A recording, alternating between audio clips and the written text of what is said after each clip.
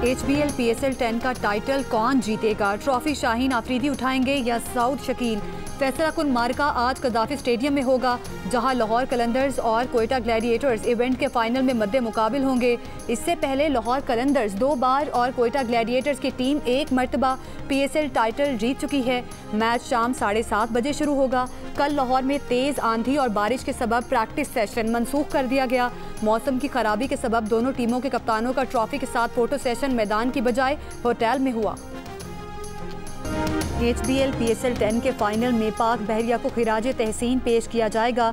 इससे कबल आर्मी और फ़ज़ाइया को भी खिराज तहसीन पेश किया जा चुका है। PCB के मुताबिक कज़ाफ़ी स्टेडियम में फाइनल मैच की इनिंग से वक़फ़े में खुसूसी तकरीब होगी।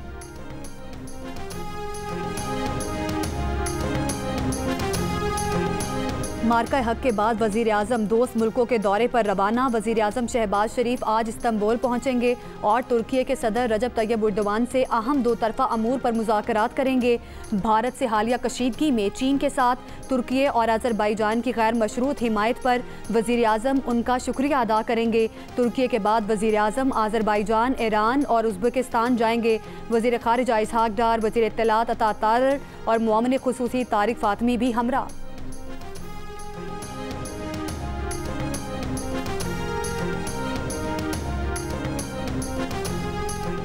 अफ़गान अवाम हमारे भाई हैं, मगर अफ़गानिस्तान की अशरफिया भारत से पैसे लेकर दहशतगर्दों को पनाह दे रही है।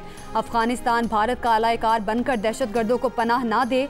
DGISPR का खैबर पख्तूनख्वा की जामियात के तलबा से खिताब। कहा कि कौम ने भारत की ये गलत फहमी दूर कर दी कि कौम और फ़ौज में फासला है। कौम फ़ौज के साथ आहनी दीवार बनकर खड़ी हुई।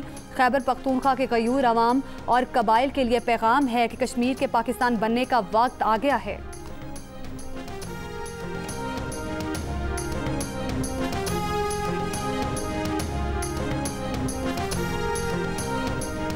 खुजदार में स्कूल बस पर दहशतगर्दों के हमले में जख्मी मजीद 2 तालिबात जख्मों की ताब न लाते हुए चल बसी।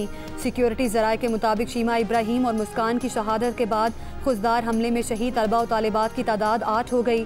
शहीद होने वालों में 7 तालिबात और 1 तालिब इल्म शामिल है। बुध के रोज़ भारतीय स्पॉन्सर्ड दहशतगर्दों ने स्कूल बस में बच्चों को हमले का निशाना बनाया था।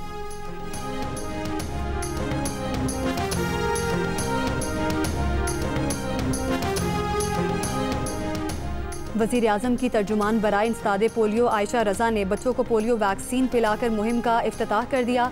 नेशनल EOC के मुताबिक कौमी पोलियो मुहिम कल शुरू होकर 1 जून तक जारी रहेगी। सरहदी इलाकों और खाना बदोश आबादियों पर खुसूसी तवज्जो दी जाएगी।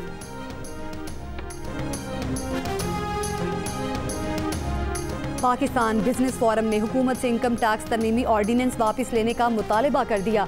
एक बयान में PBF के सदर ने कहा, तरमीम में सख्त शिकें रस्मी कारोबार को मुतासिर कर रही हैं। अदालती फैसलों को नज़रअंदाज करके मुतनाज़ टैक्स वाजिबात को फौरी तौर पर काबिल वसूल बनाया गया।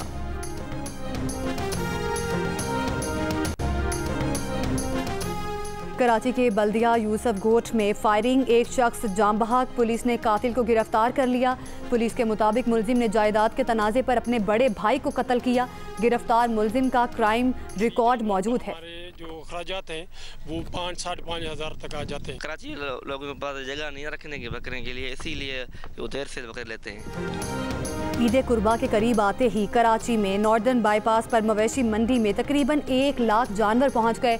गर्मी की शिद्दत से दिन के औकात में खरीदार कम, कीमतें आसमान को छू रही हैं। खरीदारों के साथ व्यापारियों ने भी शिकायत के अंबार लगा दिए। करतारपुर राहदारी बंद करके मोदी सरकार ने सिखों की मजहबी आज़ादी पर पाबंदी लगाई। गुजरात के मुसलमानों की नस्ल कुशी के बाद मोदी सरकार ने अब सिखों को निशाने पर रखा हुआ है। मोदी की इंतहा पसंदाना पॉलिसीज़ इस खिते के अमन के लिए ख़तरा हैं। वफाकी वज़ीर मजहबी अमूर सरदार मोहम्मद यूसुफ की टेक्सला में गुफ्तगू। कहा कि पाकिस्तान ने सिख यात्रियों के लिए हमेशा बेहतरीन इंतज़ामात किए। दुनिया भर के सिख यात्री पाकिस्तान में अपनी इबादत के लिए हमा वक्त आ सकते हैं।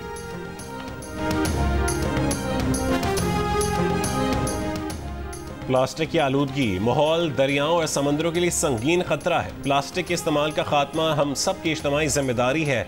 वज़ीर आला सिंध का आलमी प्लास्टिक फ्री डे पर पैगाम। मुराद अली शाह की अवाम से प्लास्टिक की जगह कपड़े और कागज़ की माहौल दोस्त अशिया इस्तेमाल करने की अपील। कहा कि रवां साल प्लास्टिक बैग्स की तैयारी, फरोख्त और इस्तेमाल पर पाबंदी आयद की है।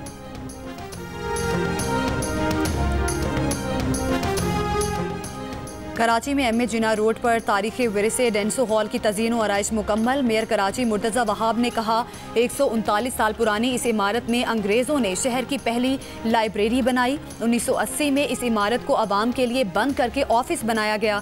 गुज़श्ता 40-45 साल में इस शहर के साथ ज़्यादतियाँ हुई। इन्हें ख़त्म करके कराची को फिर से शानदार शहर बनाएंगे।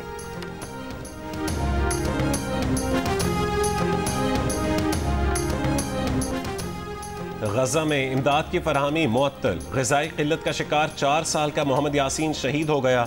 वर्ल्ड फूड प्रोग्राम ने खबरदार किया है कि गजा में 70,000 से ज़ायद बच्चे शदीद ग़िज़ाई क़िल्लत का शिकार हैं।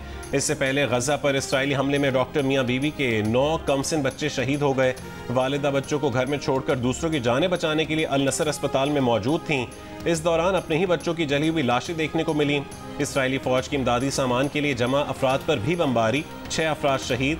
इसराइली हमलों में सुबह से अब तक मज़ीद 9 फ़लस्तीनी शहीद। गुज़श्ता रोज़ 52 फ़लस्तीनी शहीद हुए थे। गजा जंग के खात्मे के लिए इसराइल पर दबाव बढ़ाने की कोशिशें। यूरोपीय और मशरिक़ वस्ता के ममालिक के वज़राए ख़ारजा की आज स्पेन के दारुल हुकूमत मैड्रिड में मुलाकात मुतवक्के है।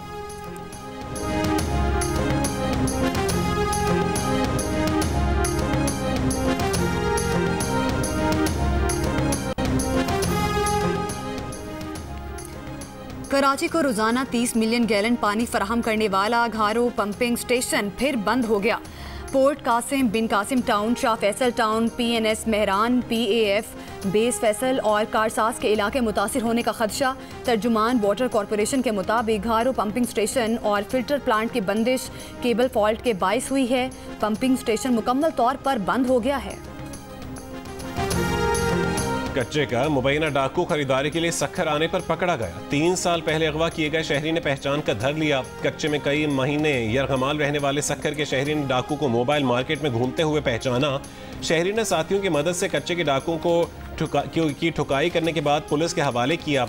पुलिस के मुताबिक कच्चे का डाकू खातून और एक साथी के साथ सिम खरीदने सक्खर की मोबाइल मार्केट पहुंचा था। कच्चे के डाकू को पहचान कर पकड़ने वाले शहरी ने जियो न्यूज़ को बताया कि 3 साल पहले इसी डाकू ने खातून की आवाज़ में बात करने के बाद बुलाकर अगवा किया था। डाकू ने कई हफ्ते तक तशद्दुद करने और 20 लाख रुपए तावान लेने के बाद छोड़ा था। सक्खर पुलिस का कहना है कि तीनों मुल्ज़िमान को हिरासत में लेकर तफ्तीश की जा रही है। सेकंड लास्ट डे हम चले जाएंगे, परसों से हारना मनाया नहीं आएगा, फिर कभी और सीजन आएगा। सबसे ज्यादा मिस किसको करेंगे? आपको, जाहिर सी बात है, यही सुनना चाह रहे थे। सबसे प्यारा होस्ट जो नहीं बनता हमारा दोस्त। स्वादे, आप किसको मिस करेंगे? मैं? हाँ, मैं मेरे ख्याल से हारना माना को मिस कर। ओवरऑल हम सबको कैमरामैन ये वो अंसारी वगैरह। सियासी जवाब दिया आपने। सियासी नहीं है, बड़ा एंजॉय किया हमने, क्योंकि हम सिर्फ जो है वो कहते हैं ना कि सिर्फ क्रिकेट की बात नहीं करते रहे, हमने गेम्स भी खेले, रिलेशन बनते हैं। आई थिंक बहुत एंजॉय बहुत किया हमने। किसको सबसे ज्यादा मिस करेंगे? प्रोग्राम हारना मना PSL स्पेशल के आखिरी शो पर मेजबान ताबिश हाशमी के मेहमानों से सवाल। अजीका डैनियल का बरजस्ता जवाब। ताबिश हाशमी को सबसे ज्यादा मिस करूंगी। टेस्ट क्रिकेटर फवाद आलम बोले हारना मना है को सबसे ज्यादा मिस करेंगे। जिंदगी में कभी इतना मजा नहीं आया जितना इस शो में आया। प्रोग्राम हारना मना है PSL स्पेशल का आखिरी शो देखिए आज रात 11:05 पर सिर्फ जियो न्यूज़ पर। ईरानी हुकूमत की पॉलिसियों पर कड़ी तनकीद। आज़ादी इजहार और मज़ाहमत की तावाना आवाज़। ईरानी हिदायतकार जाफर पनाही के लिए बैनुल अक़वामी एजाज़। Film it was just an accident ने कांस फिल्म फेस्टिवल में पाम डोर अवार्ड जीत लिया। हॉल तालियों से गूंज उठा। अपना अवार्ड ईरानी अवाम के नाम करते हुए जाफर पनाही ने कहा कि उम्मीद है कि एक दिन आएगा कि जब हमारे अमल और सोच पर पहरे नहीं होंगे। ईरानी हुक्काम की सरकारी इजाज़त के बगैर बनाई गई फिल्म की कहानी हिदायतकार की जेल में गुजारी जिंदगी के तजर्बात के गिर्द घूमती है। ईरानी हुकूमत की मुखालफत पर कैद और 15 साल सफरी पाबंदियों के बावजूद जाफर पनाही ने फिल्मों के जरिए एहतजाज का सिलसिला जारी रखा। और ईद कुर्बा से कबल हैदराबाद की लियाकत कॉलोनी में 40 मन वजनी कुर्बानी के जानवर JF-17 थंडर के चर्चे। सौदा 50 लाख रुपए में तय पा गया।